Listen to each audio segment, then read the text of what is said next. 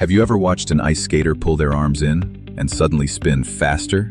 No engine, no push, just moving their arms closer to their body. How is that even possible? The answer is the moment of inertia. In regular motion, mass decides how hard something is to move. In rotational motion, it is not just how much mass you have, it is where that mass is located from the spinning axis.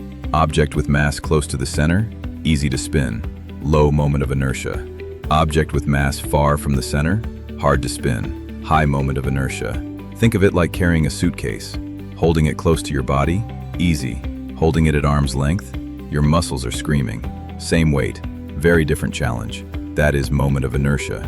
So our figure skater, when she pulls her arms in, she moves her mass closer to her spinning axis. Moment of inertia drops, and to keep energy constant, her spinning speed increases.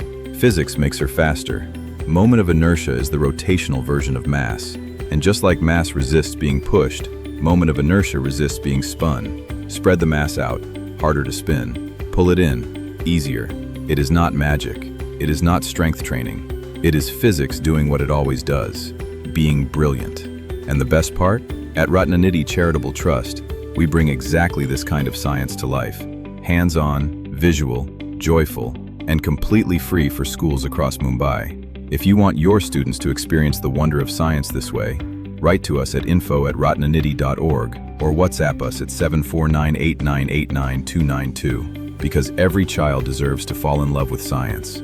We are RNCT, and this is what we do.